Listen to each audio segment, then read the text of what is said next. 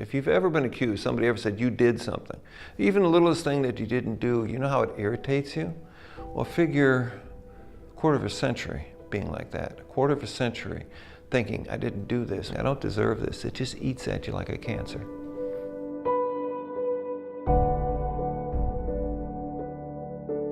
So I was accused of killing my wife.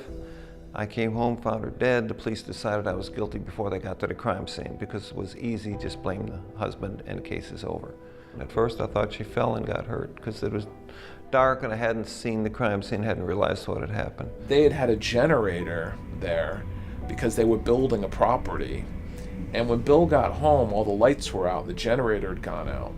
And he actually walked across the yard and tripped over his wife's dead body.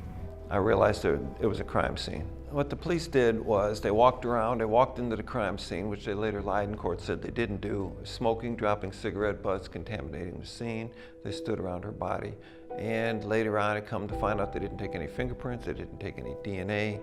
They basically did absolutely nothing but take some photographs.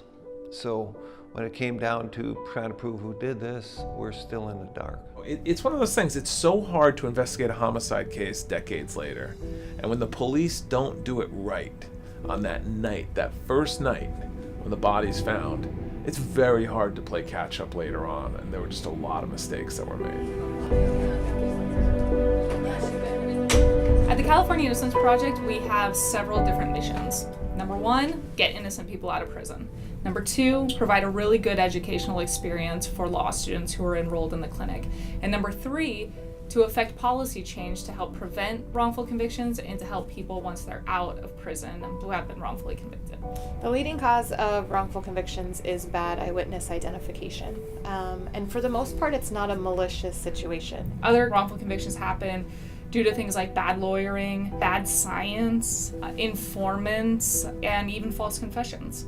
One of the really bad things about prison is it takes people out of society and then it takes them out of normal life. And that's really contrary to rehabilitation because now you put them back in that life and now it's even harder than before they went in.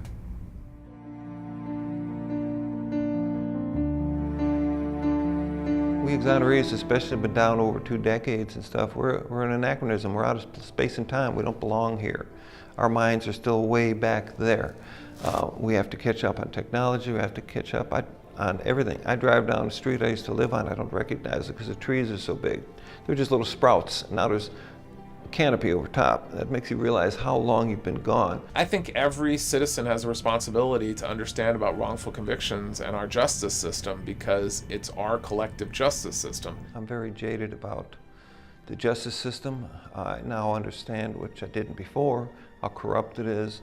The trials are a dog and pony show. It's who can tell the biggest lie. And they're not all that way, don't get me wrong, but a lot of them are. And that's why you've got so many innocent people in prison. I think one of the best things that people can do is to acknowledge that it's a problem and that it happens more often than we like to think. Because I think the issue that we're up against right now is people don't believe that wrongful convictions actually occur as often as they do. If we're going to give our government the awesome power to lock people up for the rest of their lives and to execute people, then we need to be careful that we're doing it as best we can. The judge's ruling in 2009 was that the evidence pointed unerringly to innocence. It took 7 years, a change of law, and a Supreme Court ruling to get me out after that.